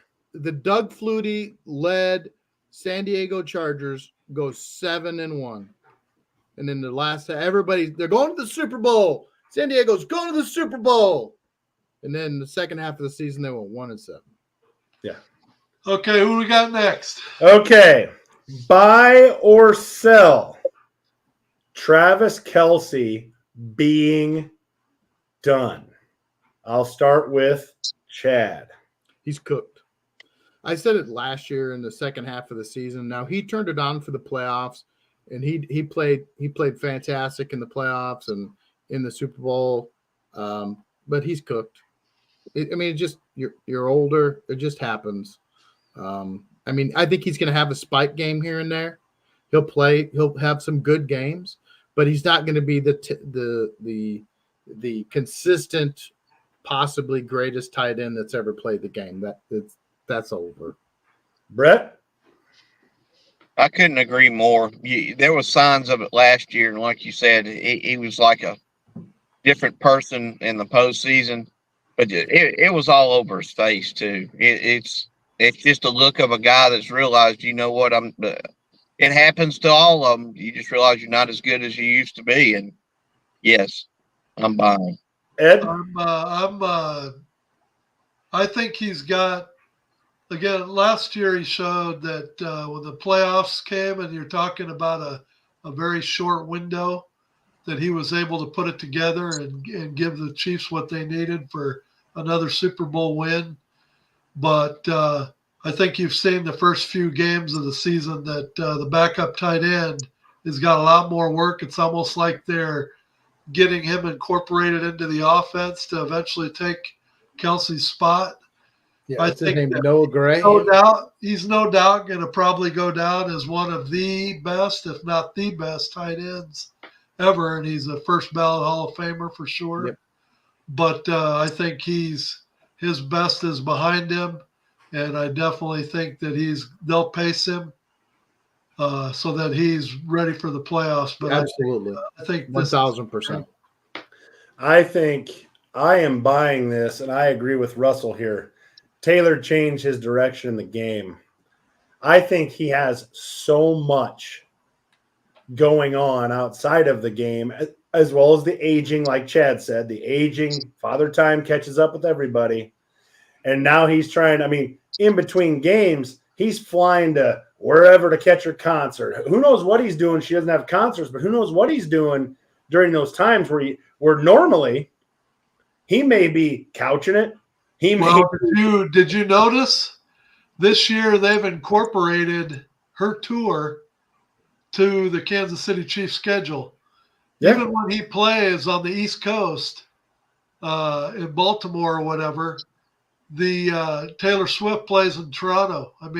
They've got it to where he can play dual during the season and incorporate Taylor Swift with his football schedule. And let me give you an example as to why that matters. Our host here told us before the show, man, I am tired. Oh, Friday night. I stayed up all night because we were doing a hog roast for the next day at Wild Sun Winery and blah, blah, blah, blah. We're all we served almost 300. And I'm like, customers. Dude, it's Wednesday. He's like, yeah, so well, when you apply that to Travis Kelce, he's burning it. Whoa. Both ends, man. Whoa. Ed is 72 years old. Travis Kelce's like 35. We're not just comparing apples and oranges. No. I'm not even apples 69 and yet. Dried up raisins. No. In an old baby car seat. Do you have any idea? We're talking one day in the life of Ed's old butt, and 5 days later he's still tired. When you talk about what NFL players put themselves through and have put themselves through for over a dozen years, like Travis Kelce, you heal different. You don't heal as fast. And when you're not maybe doing those things that you used to do 2, 3, 4 years ago to get yourself back up ready for the next game, because you're jetting off here and you're jetting off there because you got to keep, Miss Swift happy, and you're not taking care of your body, maybe like you. And I'm not saying that's the case, but what did he do 3 years ago or 2 years ago as opposed to last year and the start of this year? When did Taylor Swift show up? When did we start seeing him on a Tuesday in freaking Brazil or wherever the hell she was at? Like, I'm just saying that can tax somebody who has put their bodies through what he has put his body through. And if he's not doing the same regimens that he used to do to get himself healthy for the next week, she's probably got one of those chambers on her private jet that he can sleep in. Yeah, I'm sure. That's exactly what it is. Blah blah blah blah. I don't buy the Taylor. I think it has a very minimal effect on what's going on. But just like Tony Romo when he was dating whatever girl that was back in the day, and he was in his 20s for crying out loud when he was with Jessica Simpson or whatever her name was. Yeah, he went to Cancun or something on their bye week, and everybody's freaking out. And I'm like, Jay's right. People. Jay's right here in the comments when he said he's got a new workout routine. Yeah, you're absolutely right. It's not helping a damn bit in football. No, what I would say is the deal is when you've been as routine and regimented as he's been for all these years, you don't know. Here the last couple of years, he's seen a whole new side of life that his brother retires. He didn't even know existed. You have never, ever, there's never been an interview with him over the years where he says, yeah, I have this regiment and I have this. All the dudes who do that, they do exposés on all of them. And they go through and they show them their workout routines and how they do and how strict they are on it. Never done that with him. That's never been his thing. I don't know. Who we got next? Saying. Who we got next? Next, buy or sell Geno and the Seahawks. Brett. Sell. Brett says sell. You just cut it off. Okay, you're done. Chad. I'm done. Sell. I like that Charbonnet's been getting the ball. I got him on one of my fantasy teams. I should have played him this week, but last week. But it's Geno Smith, and I think the new coach has injected some energy, and I think that'll probably wear off. And anyway, they're in with the Rams and Arizona and San Francisco. Arizona's going to get 9 wins, so Oh, I thought you said 10. Not now we're for sure on 9. Are we going to back that off to 8? I said 9 or 10. He's trying to slowly do it. He's trying to slow playing it. Or he's going to slow play it. Ed, what do you got? Oh, I'm selling definitely. I think that their 3-0 start probably puts them in a position to maybe grab a wild card spot. But other than that, I don't think they'd be a real factor in the playoffs, even if they did make it. So I'm definitely selling. Yeah, I'm selling, and Chad mentioned it earlier. Seattle's going to win some games. May sneak a game out that they shouldn't have won, that type of thing. Like Ed said, grab a wild card spot. But listen, you're not winning a Super Bowl with Geno Smith. No. It is what it is. So, I mean, not only are they're going to win a few games they shouldn't win, but they're going to lose a lot more games they should win. Right. Yeah, like I said, at best they're going to sneak out a wild card spot, being also ran and so on and so forth. Okay. Buy or sell Jalen Daniels over Caleb Williams. Ed. Well, I said from the get-go when that Washington game was over, as far as Caleb Williams goes, Jalen Daniels, everybody jumped on his bandwagon, and as much accolades as he got for that game, it just put that much more pressure on Caleb Williams because, face it, we're not patient fans. I don't care what team you root for. And you have all the Chicago fans that watched that game went, well, come our boy can't do that. So now you're going to see the heat turned up on Caleb Williams. When when you look at guys like Peyton Manning in their rookie season, what growing pains he went through when he started his career off. Caleb Williams, same way with Bryce Young. You just got to be patient. And, Chicago maybe put too much emphasis on weapons when they should have put a little bit more emphasis on protection. And, you can have the best receiving core in the world, but if he ain't got time to go through his progressions, it ain't going to get you anywhere. So what it comes down to, I think, basically with Chicago is with Caleb Williams, number one, will the fan base be patient enough? And number two, will Caleb be patient enough with the Chicago fan base that he's not going to lose his cookies when he starts really hearing it from the faithful if Chicago doesn't turn things around here real quick? Brett? I said it from day one. I think Caleb's going to be a good quarterback. I really do. I would be, of course, disappointed if he's not, but I would be surprised. But we all see the problems, and we kind of feared it before the season with the line, but the line has underachieved from what we anticipated.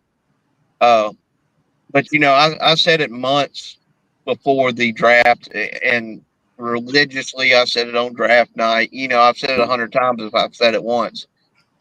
I was very high on Jalen Daniels, and I think he was the one just absolute could not miss in that quarterback class. Chad?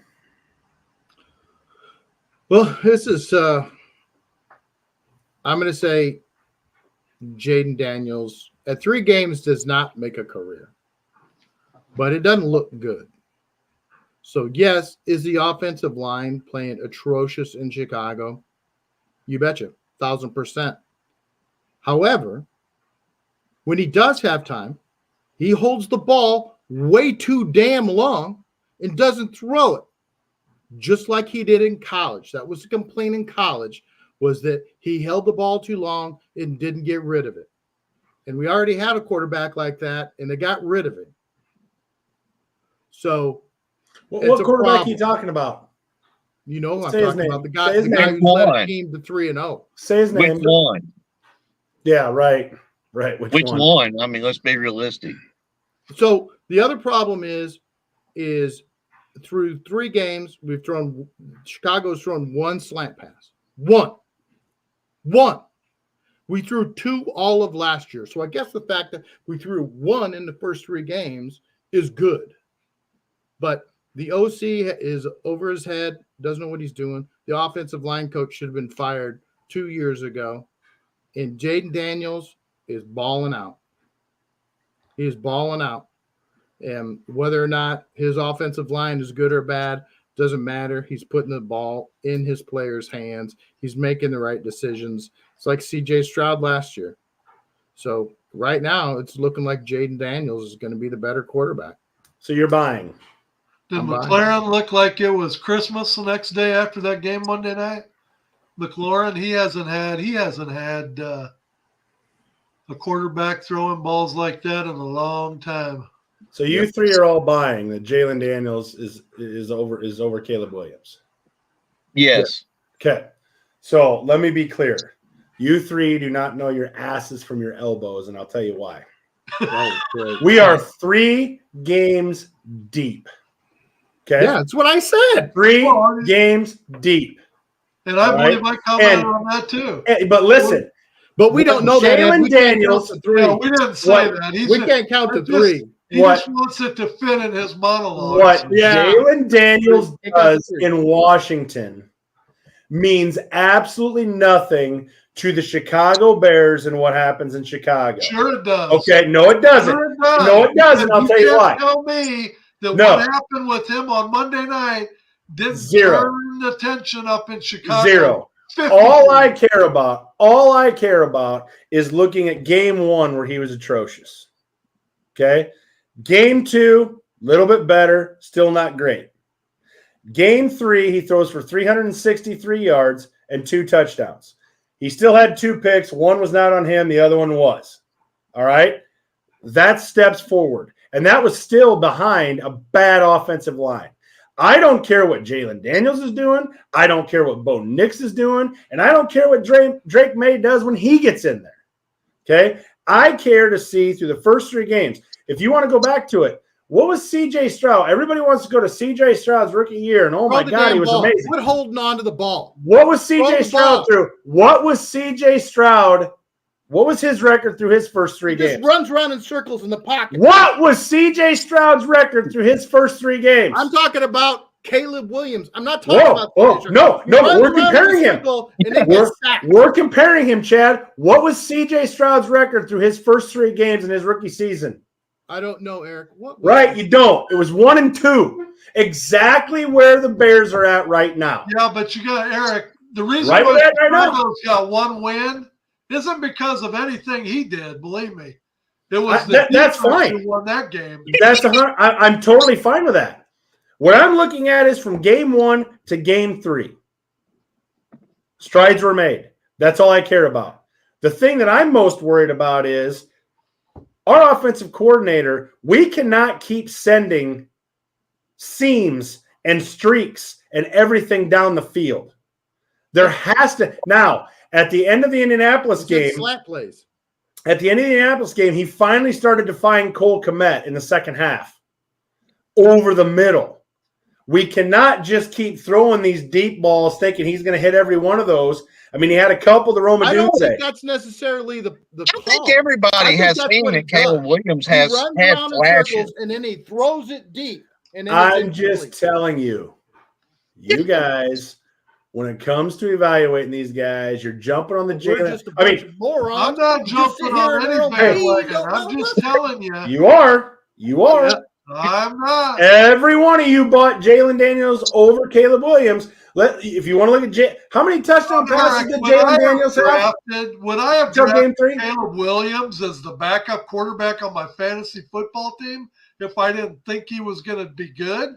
Come on now, you're talking about. I take my fantasy football seriously, dude. I'm telling you, you're going to ruin the Evidently, we all need to sit down at the feet of Eric as he schools us all. Yes, yeah, you need to pay attention to me because I'm telling you right now, ignorant hokels who just out of the tree on this subject. On this subject, you guys all exited the short bus when you came on this show tonight because with this subject. You don't know what you're talking about. Jalen Daniels had how many touchdown passes through the first 2 games? How many did he have? Yeah, you should do that. How many touchdown passes did Jalen Daniels have in the first 2 games? Just let us Eric, here's the deal. But tell my lying eyes, I don't know what I see. How many? Eyes, I don't know what I see. Listen, I'm trying to establish facts here, Chad. How many touchdown passes did Jalen Daniels have through the first 2 games? How many did he have? 0. And now, after 1 game, everybody's like, oh my God, Caleb Williams should be sitting in Chicago going, holy crap, I can't believe Jalen Daniels had a great game. Oh my God, come on.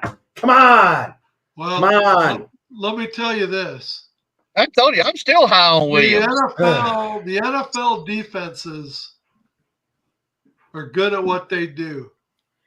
And C.J. Stroud, as good as a season as he had his rookie season, the defenses didn't have a whole lot of time to spend on him. But I guarantee you in the offseason, especially the teams that are in the Texans division, they broke his play down every which way but backwards.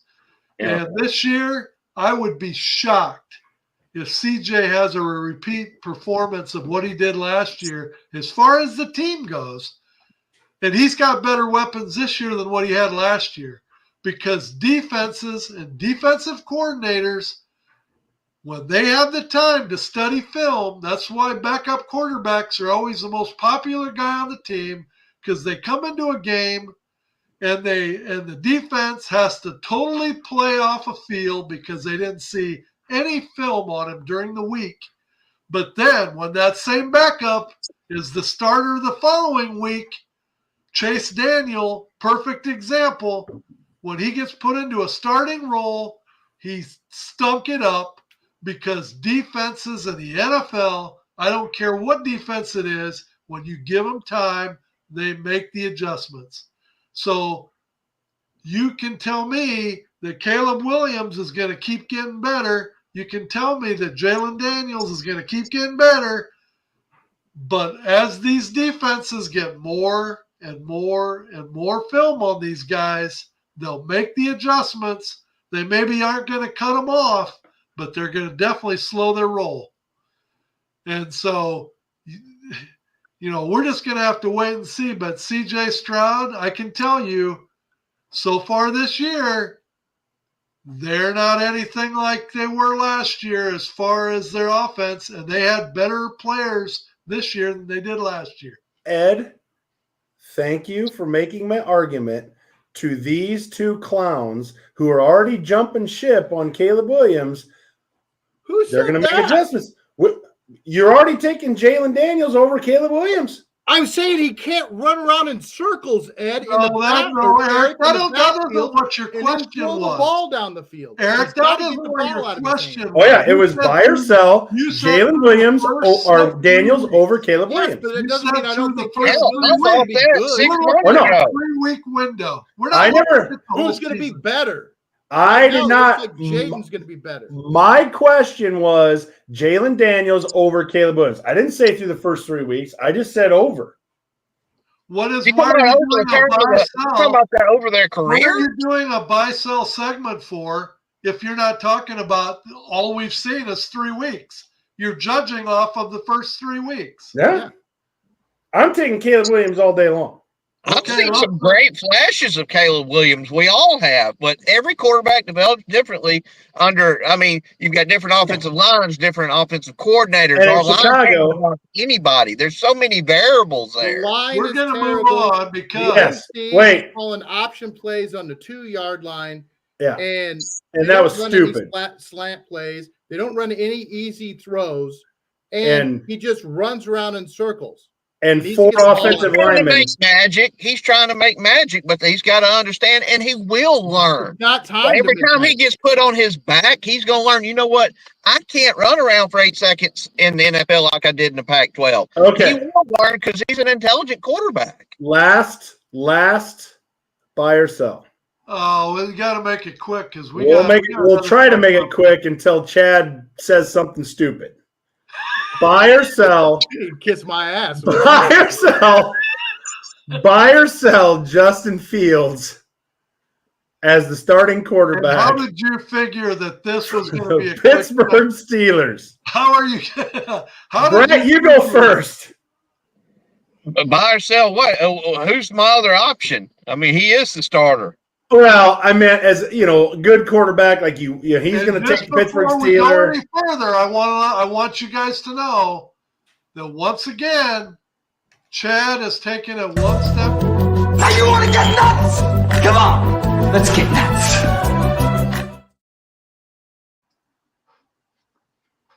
So I'm buying. I said at the beginning of the season. You be quiet, Chad. Brett. I said. You shut the hell up. I told you guys at the beginning of the season that he was going to take over the starting quarterback job, and he was going to finally have some good coaching with decent weapons around him, and he was going to perform. And that's what he's doing. He's the highest rated quarterback in the NFL in the fourth quarter at crunch time when you need it. Let me go through some stats. Is that not true? Is that not the number, Eric? Is that not a statistic? Maybe Russell Wilson is 5 years ago. He's all they've got. So I'm buying Fields because he's all they got. You got to buy him simply because it's all Pittsburgh has. But let me give Chad some stats. He keeps throwing out this. He's always rated quarterback in the fourth quarter. Blah blah blah. Okay, I'll just give that to you. Where would you say Pittsburgh is ranked out of the 32 NFL teams and say, I don't know, points per game? Well, any guesses? I know they're 3-0. They're 24th. How about yards per play? They're 3-0. 28th.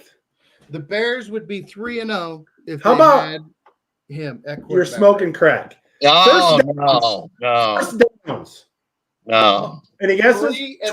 23rd.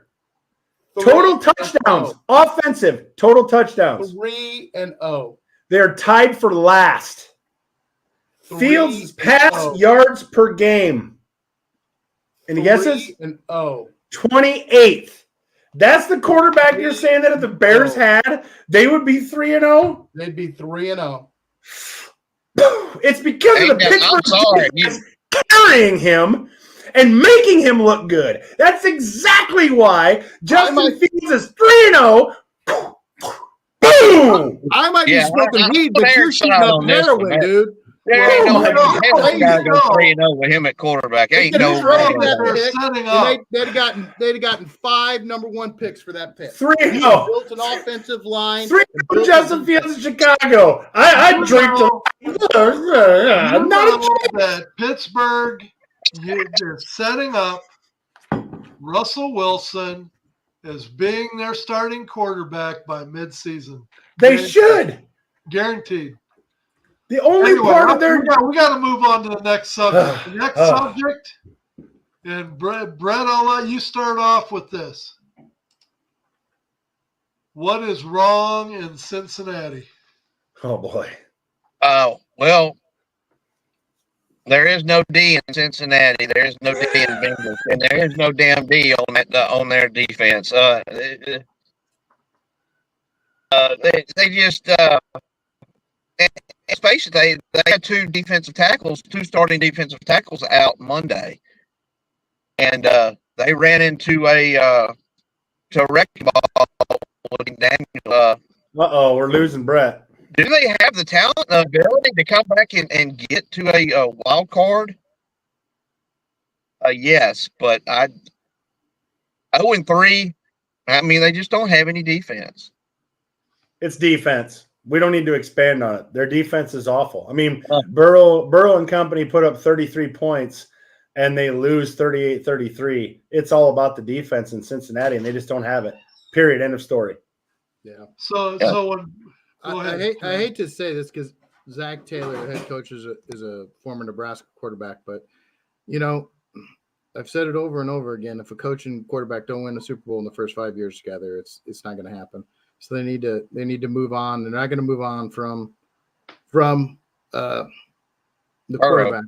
Yeah, they're not going to move on from Joe Burrow. So they need to move on from Zach Taylor. So fill in the blank. What did Joe Burrow say when he had his secret meeting after the game? Can we get some fucking defense, coach? What in the are we doing out there? I mean, you know what I mean?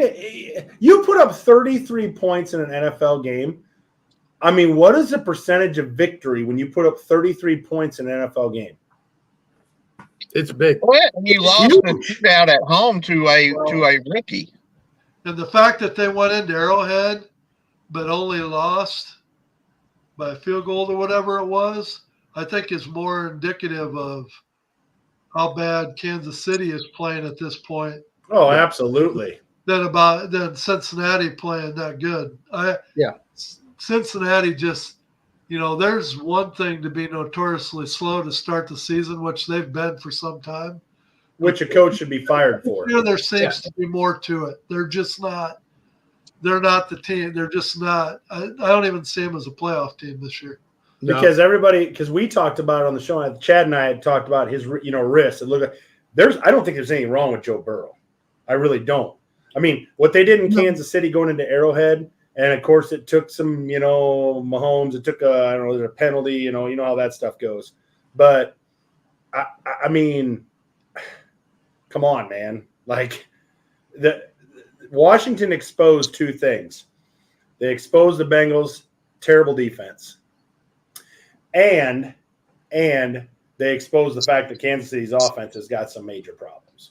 So Jay's got a quick question, and we'll hit it real quick, and then we got to get into our pick segment. Jay says, I have a question for y'all. What is your opinion on the Bills' chances of going to the Super Bowl this year? Since I have been with Jay on this one, and I would like to revert my Super Bowl pick from the Bengals to to Buffalo. Yeah, tell me about it. You guys are losers on that pick. Yeah. I 100% believe that the best thing that happened to Josh Allen was at the beginning of the season, everybody saying, Josh Allen has no weapons. What is Josh Allen going to do now? You know what Josh Allen did? He stepped out on the field and he went like this. And a big S on his chest is what showed up. I think Josh Allen's going to have a better year this year than he's ever had because all the pressure of a Stephon Diggs coming up to him and saying, you got to get me the ball. You got to get me the ball. And then this receiver, now you got to get me the ball.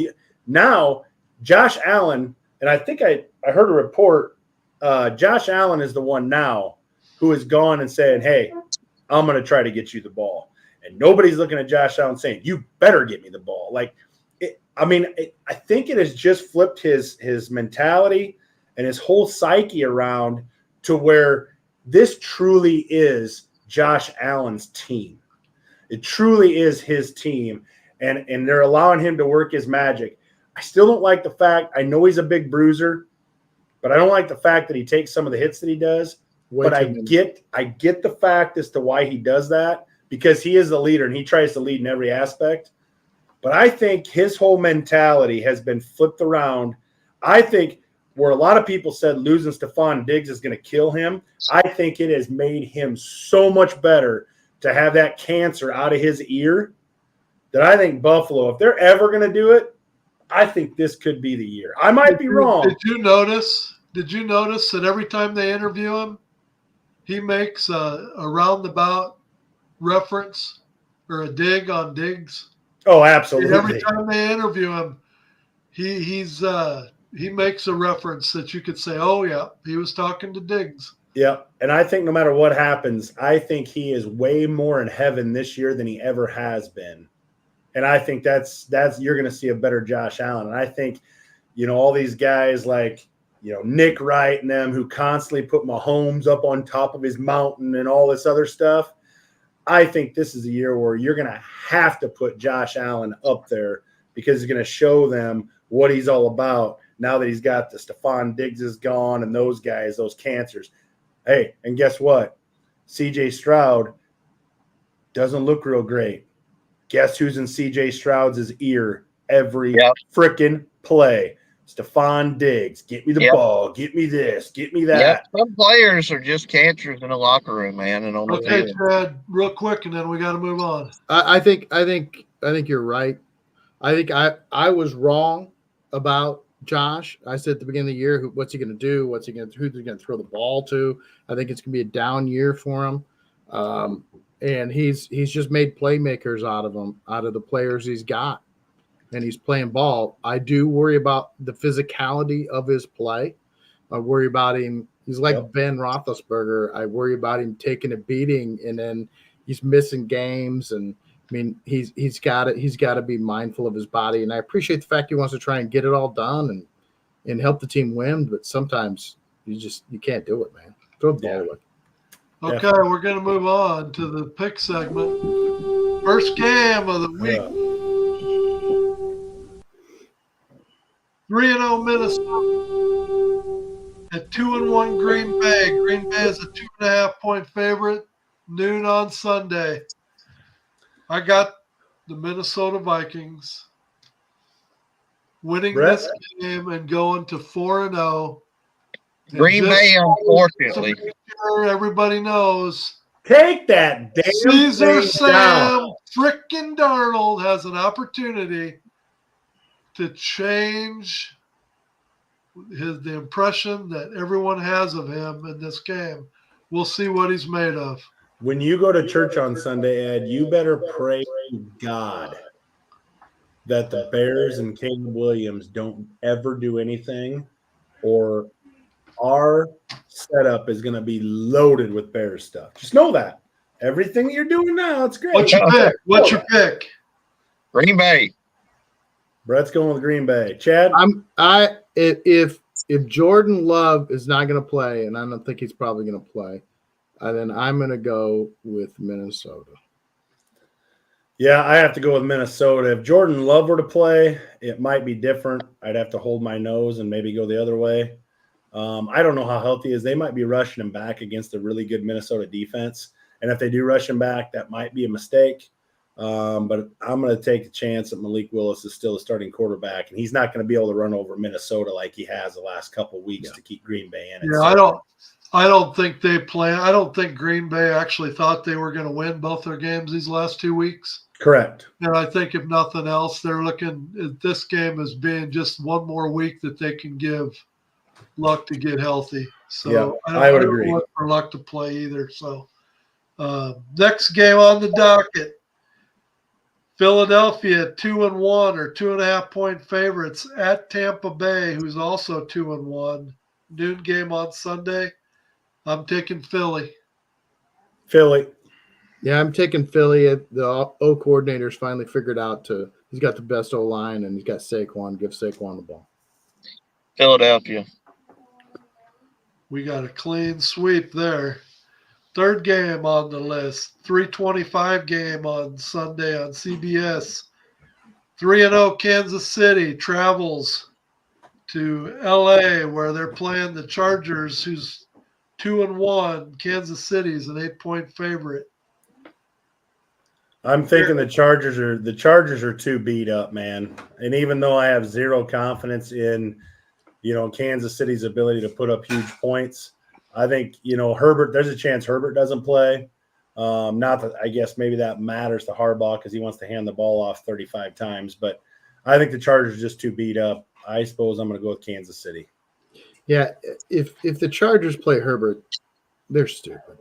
Yeah. Just let the guy sit. Yeah. Get that ankle go healed out up. there, give it your best. But I'm taking Kansas City. The Chiefs. Buffalo 3-0 travels to Baltimore, who's 1-2. Baltimore is a 2.5 point favorite at home. It's the NBC Sunday night game set 7:20.